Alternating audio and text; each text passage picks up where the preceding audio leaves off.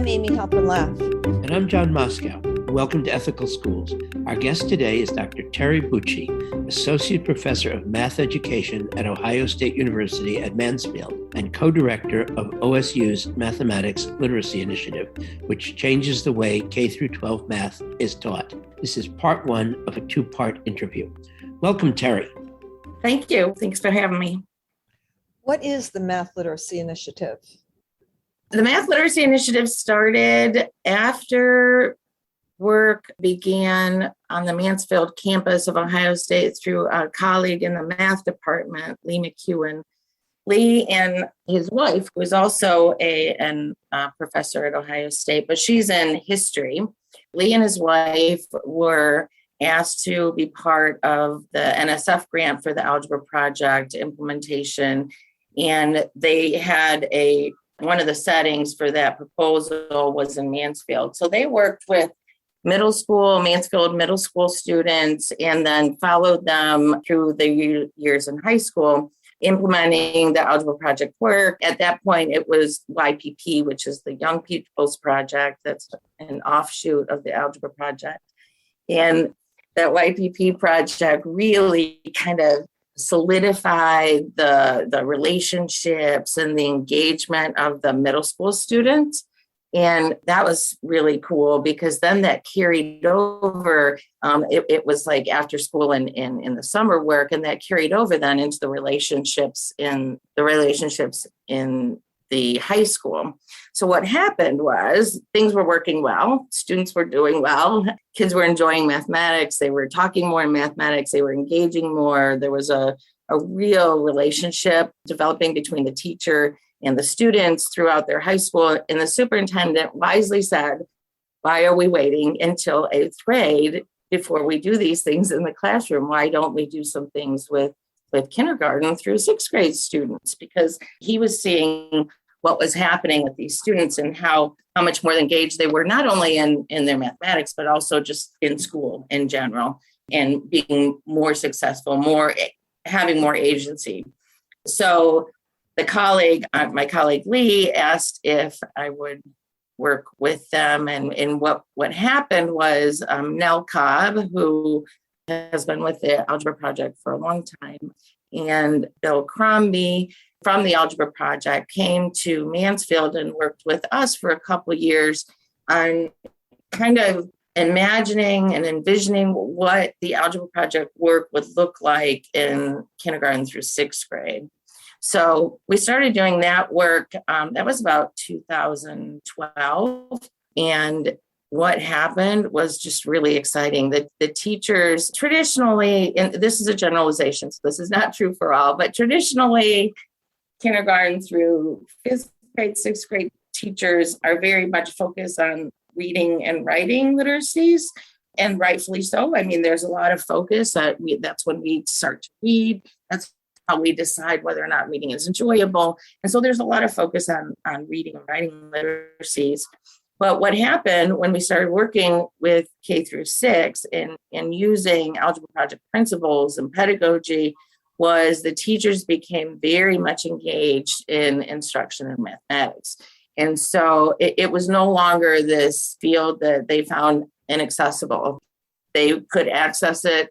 They could do the mathematics that was required and were excited about that, but also then figured out ways to use the pedagogy and use the ideas to engage their students in mathematics, which they hadn't been able to do before, sometimes because they weren't engaged themselves. So it's hard to engage the students when you're kind of fearful of it yourself. So what that did was it just really vitalized the teachers. The teachers decided, they just ran with it. They wrote incredible lessons. They found ways to connect what these things we called shared experiences from grade to grade. So there's a whole body of lessons that really work off of each other, are vertically aligned, we say, in education. So there's a package of vertically aligned lessons, all designed by teachers, not by somebody who's not in the classroom with the kids every day. And they just embraced it. They demanded time and money be put toward it. and went to their board and expressed that demand. And it's just, that's when it all started. And it's just kind of been going because of the ability to access mathematics instruction and knowledge and understanding that had not been there before. Wow, that's exciting. So you've been talking about the Algebra Project, and we in fact learned about the Mathematics Literacy Project when we interviewed the late Bob Moses about the Algebra Project, which of course he started. Mm-hmm. But many of our listeners, may not be familiar with it. One foundation of your work is the Algebra Project's 5-step curricular process. Could you briefly tell us what this is and put people sort of a context for it? Sure. So the 5-step curricular process was designed by Bob. And the very first 5-step curricular process lesson was trip line. And if people haven't read Bob's work, I would suggest that you read some of his work. Radical Equations is a great first start. And what Bob figured out is that we all come to this classroom, this math classroom, with varying experiences.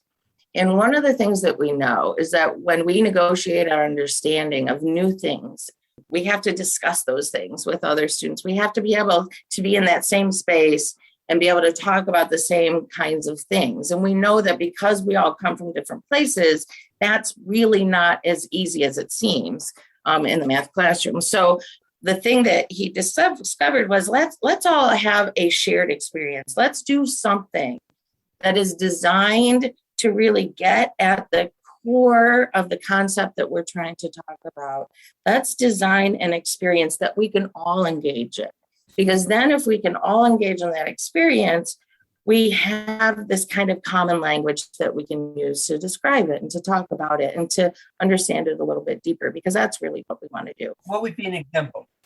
Okay, so, one of the experiences, we're going to do one with a group of educators tomorrow, and one of them is called the winding game. So the winding game is a shared experience, and I'm going to give away the secret right now because I'm going to tell you what it's about, and we are very purposeful in not telling students what the shared experience is supposed to represent. We want them to get there just by natural conversation and negotiation. So the winding game, though, is about the division algorithm. And you might think when you look at the game, like if a principal walked by a classroom that was playing the winding game, he or she would probably think, what's going on in here? It looks like kids are playing musical chairs or walking around. But really, it's designed, the structure of the winding game has 12 chairs in a circle. And you split the class into 2 different teams, and one team is given a number, just a random number by the teacher, random number selector or whatever.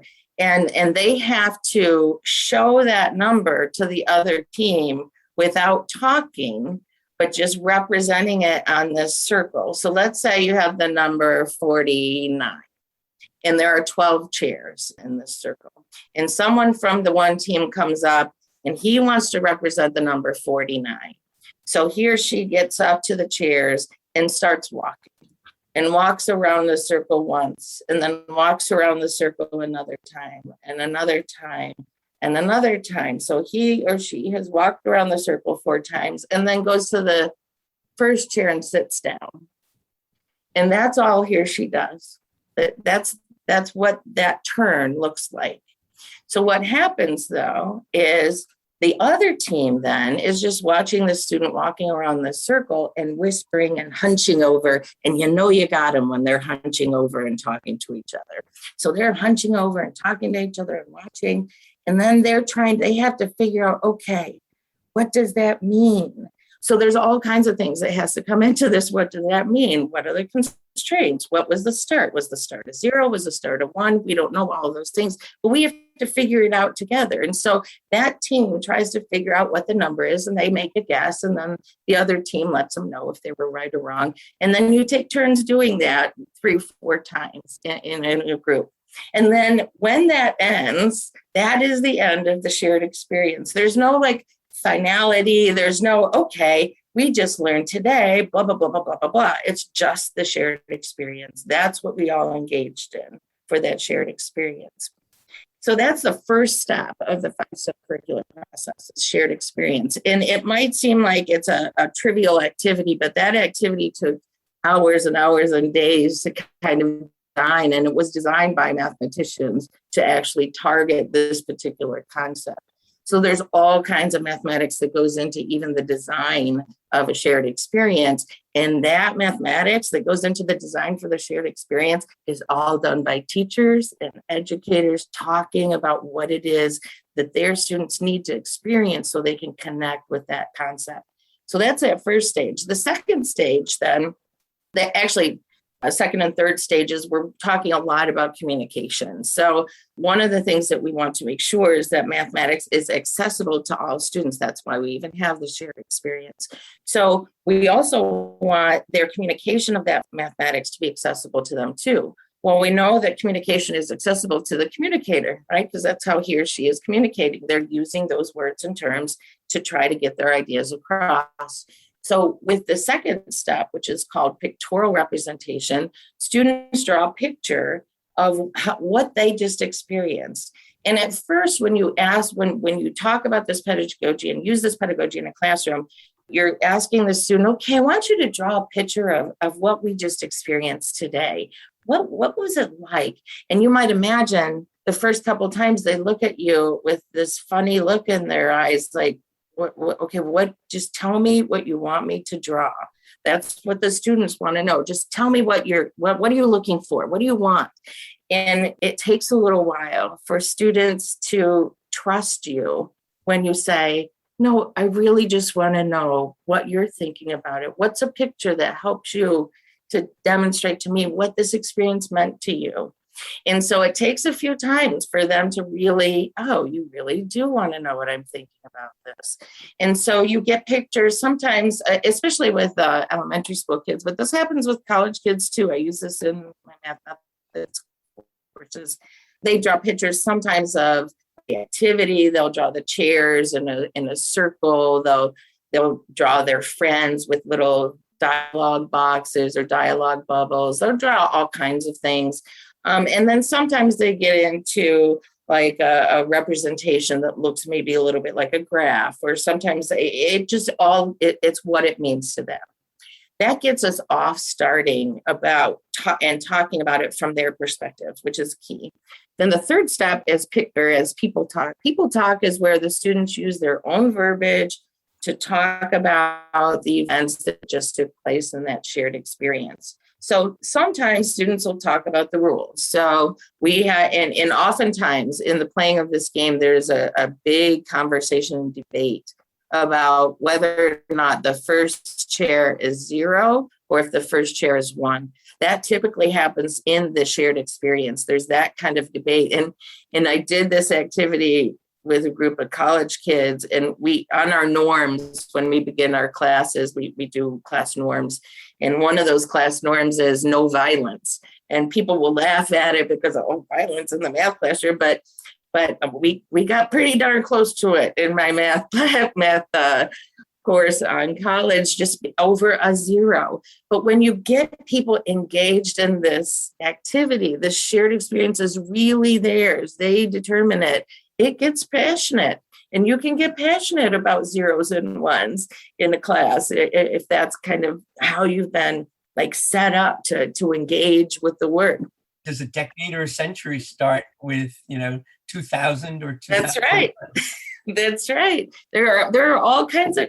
Debates are fun. As long as we're all in that same space and we have respect for each other. So this people talk is where the students write about that experience. Some write about the rules, some write about the process, some write about, oh, this was fun. And then some talk about the mathematics in more, when I say that, I mean more of like a structural, what we would recognize as mathematics. That is not like the whole goal, though. The goal is to find out how the kids are connecting to the task, because that's where we then, as teachers and facilitators of discussion, can then go to this fourth step, which is called feature talk.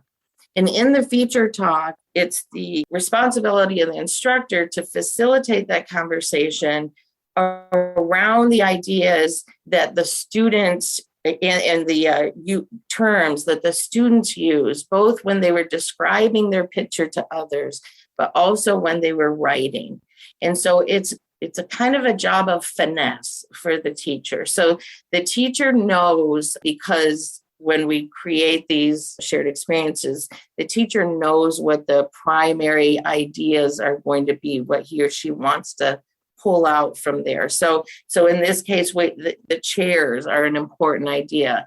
The number of chairs in a circle is an important idea. The number of rounds around the chair is an important idea.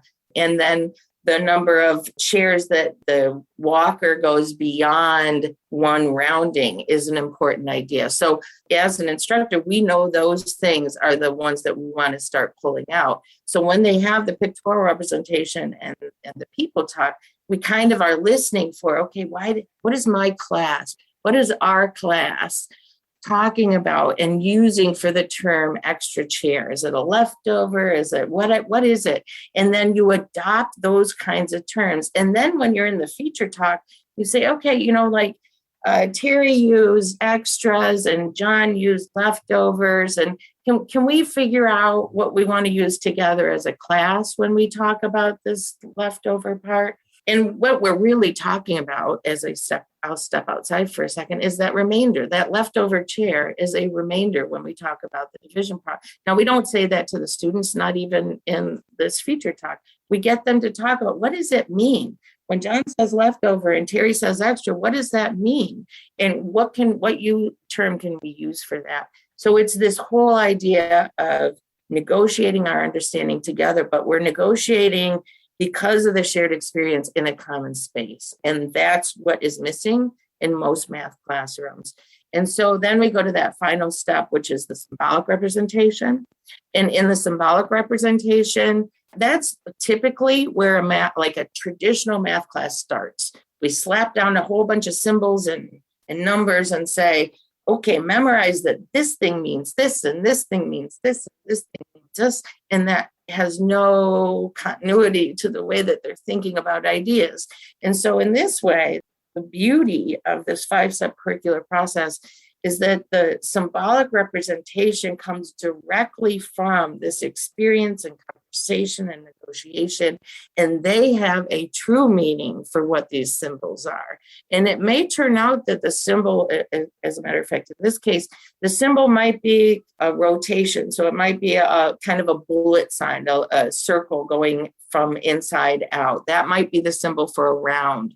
Or the symbol for a chair might be, what we think of as like a stick figure chair. And we can use that chair and we can use that circle that's in the form of a round. We can use that for a little while until the students feel comfortable. And when I say a little while, a day or two, some days, so that they feel comfortable with that notation. And then we can integrate some of the more common mathematical notations that they're going to see. And when they have that connection, that really helps to form that foundation of understanding, which in this case is the division algorithm. So then we can move on from there. And this process, that 5-step curricular process, is really designed to be a formative engagement tool. So formative assessment, we're using it, we as teachers are using it as our primary tool to find out what kids are thinking about mathematics, because that is our goal. We can't teach kids if we don't know how they're thinking about the mathematics, and we can't find out how they're thinking about the mathematics unless we give them opportunities to engage with these ideas at their level and with their verbiage. Who are your students?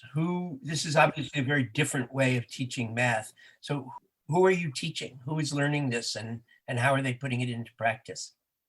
So with the Math Literacy Initiative, which again is based on the work of Bob Moses and the Algebra project, it's multi-layered. So we use the 5-step curricular process in our professional development with area teachers. So there are probably 7-8 districts around the region of Mansfield, Ohio, that teachers are using this with students in kindergarten all the way up to 12th grade. We work primarily with kindergarten through sixth grade teachers.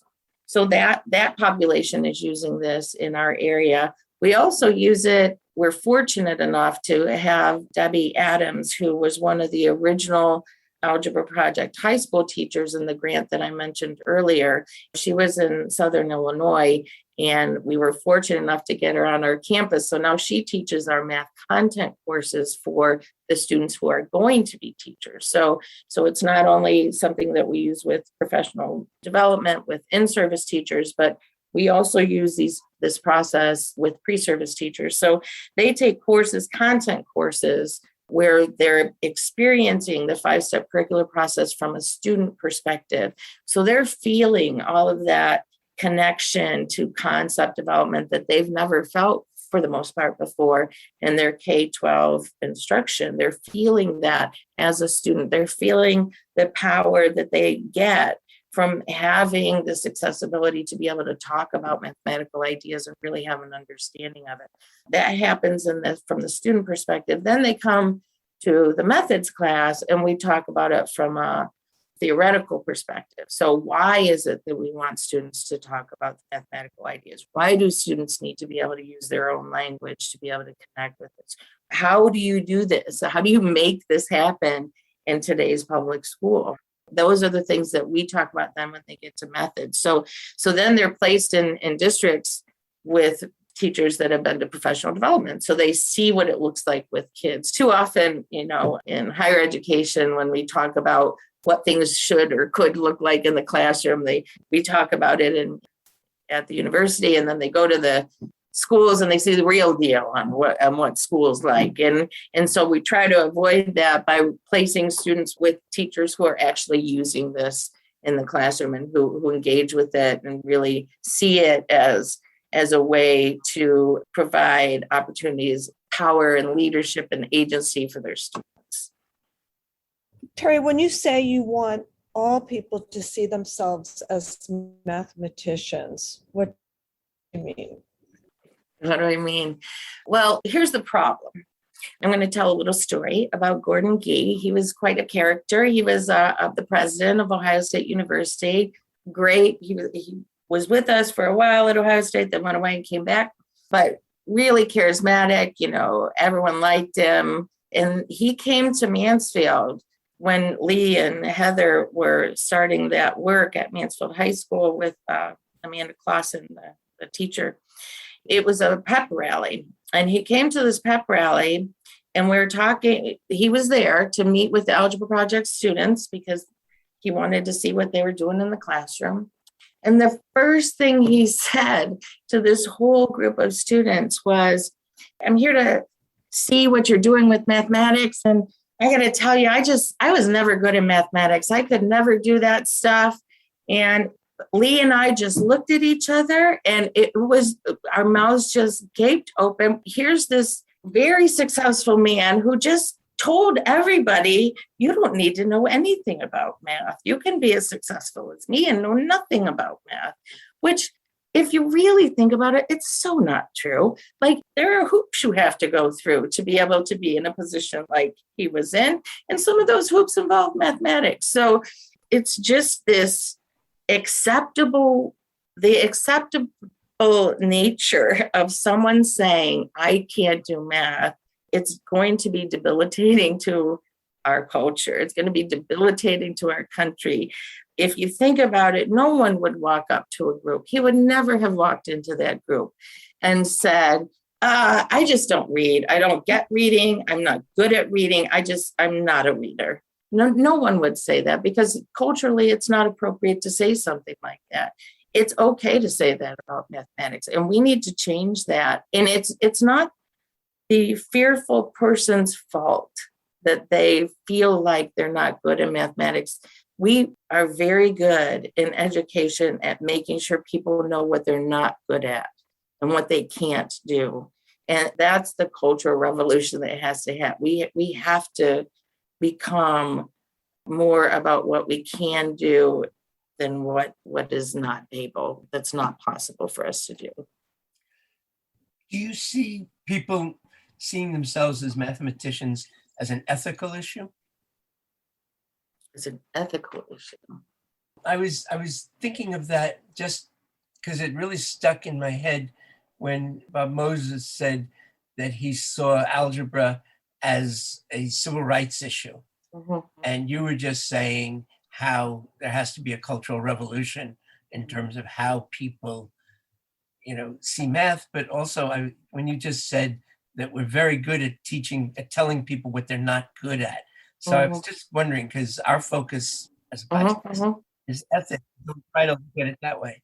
Right. I think it's an ethical issue, especially with respect to our responsibility as educators to make sure that students see themselves as mathematicians, because if they don't, access is closed off to them. And it's not, we keep saying, well, traditionally, educators will say, well, they're just not doing their homework. They're just not getting the help at home. They're just not doing this. They're just not doing that. They, not. Instead of, okay, when you come into the classroom, we are going to call each other's mathematicians. We're going to engage in mathematics and the back and forth and negotiation and discussion and debate like mathematicians. That's how mathematicians work. And it's our responsibility as educators to make sure the students see that that's what a mathematician is. A mathematician, I know a lot of professional mathematicians. They don't sit in a room and do problems.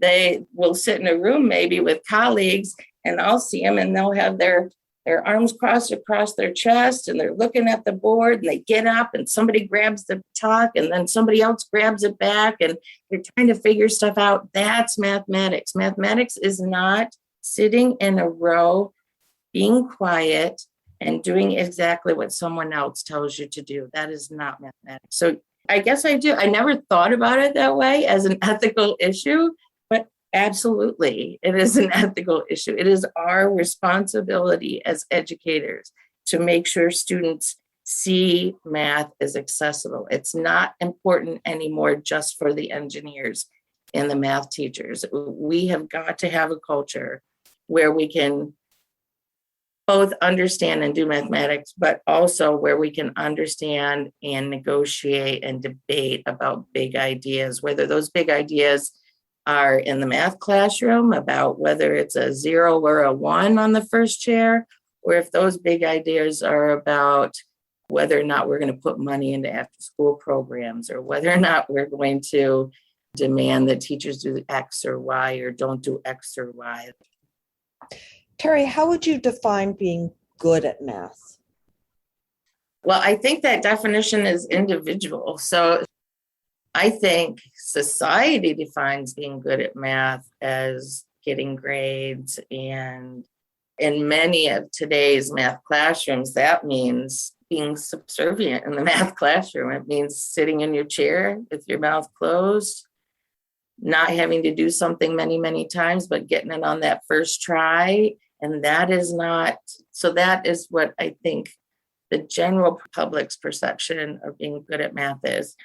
I think being good at math is being able to articulate an understanding of ideas, both concrete and abstract, that we can use to create and develop other ideas. So it's not about, can you solve this equation? It's about, can we look for patterns? Can we analyze change? Can we look at an analysis of change? Can we develop generalizations about mathematical ideas and numbers and look and find beauty in that? Can we have a substantive conversation about equality? Equality, if you think of the equal sign, people, when we look at it as a symbol, everyone knows that's about math. When we look at it as an idea, we better be teaching what equality is really good in math class, because we use that word all over the place and we make huge assumptions about students knowing what that symbol means. So there's a symbol in mathematics that takes into account the idea of context, and equality has context to it. Those are ideas that bridge over into our society. And what's happening right now in the math classroom is that symbol's thrown in kindergarten. hugely complex symbol, hugely complex. And we just slap it in there in kindergarten and think that if we use it more and more and more, somebody's going to figure out what that means. Well, we have to have a discussion about what that means. What does it mean to be equal? And that conversation can very easily and should start in the math classroom. So I think good mathematicians are people who, I think persistence is a huge indicator. Like, we have to be persistent. We have to push through, find ways of not doing things in addition to finding ways of how to do things. And it's all an exploration. So I think many, many people are good mathematicians that think that they are bad mathematicians. And I see that in my students all the time. We have, so the pre-service teachers that come to us, like I said, we have early childhood, we're a regional campus. So we have early childhood education, middle childhood education. Middle childhood, they pick their areas of concentration. So you're getting some students who pick mathematics, but also some who don't. And same thing, the early childhood mathematics.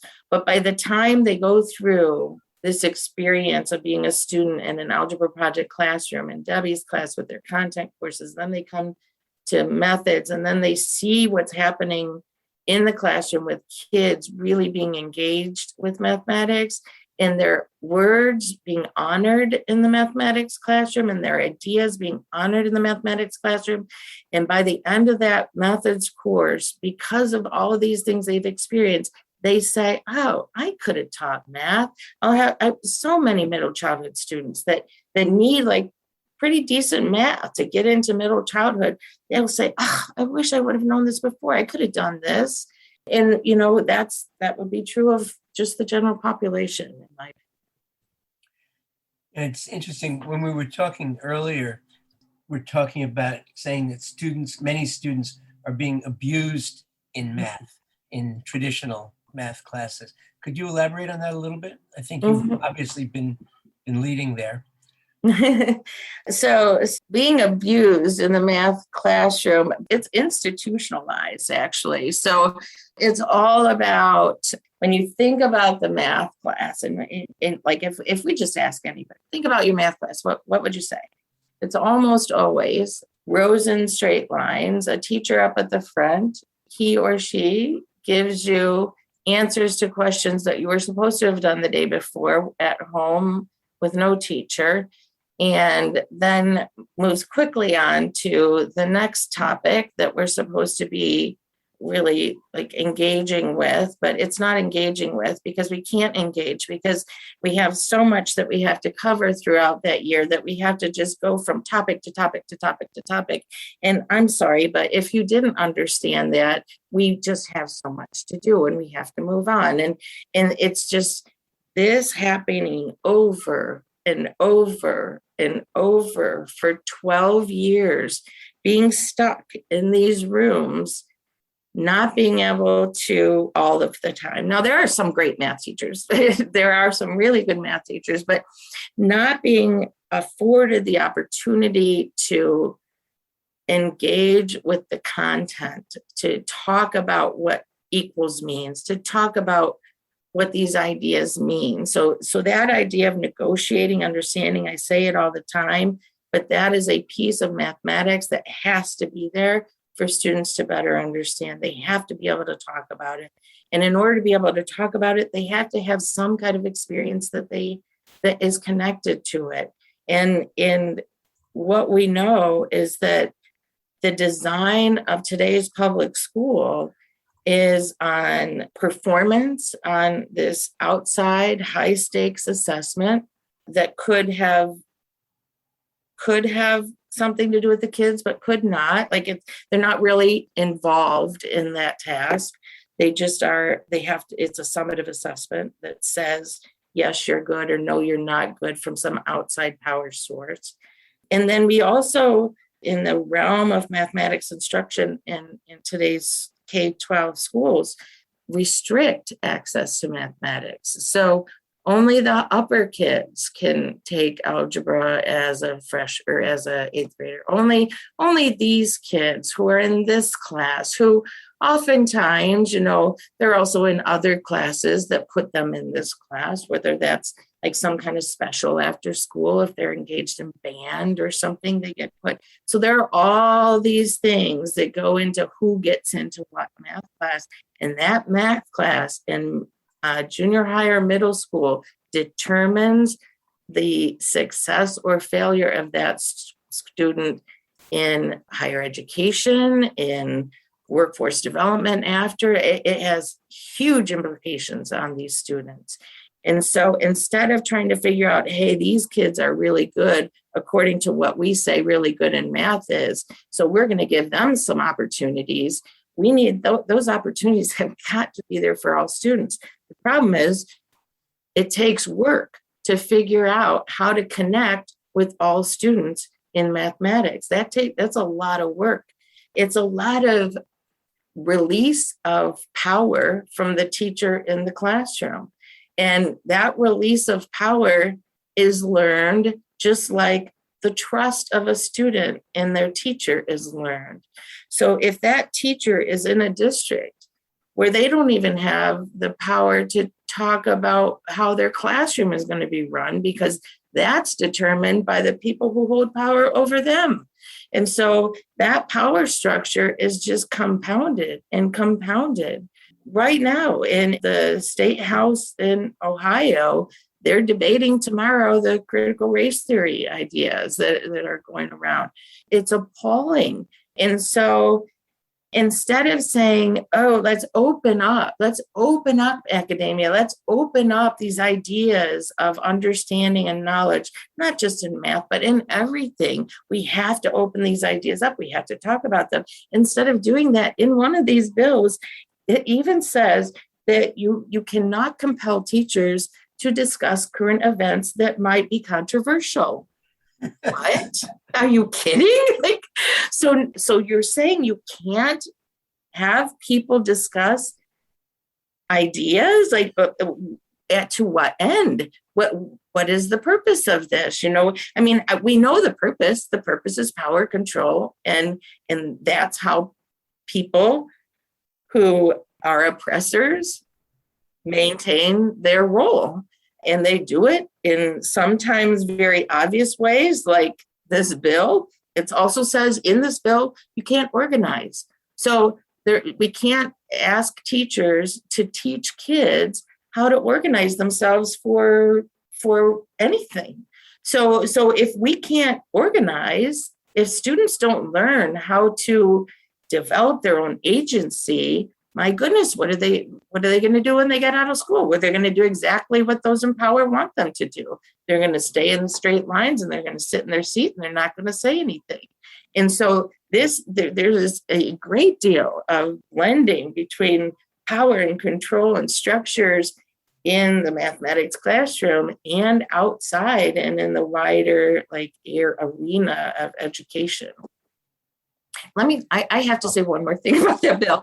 So this bill in particular even says, okay, so now we don't want you to have to discuss complicated or controversial issues. So we don't want you to learn how to have these conversations, which those difficult conversations, that's where the beauty is, both in math and in our culture. And we don't want to teach you're not going to be okay learning how to organize. But then there's this extra added piece of power and control that's put on there that says you can't accept private monies.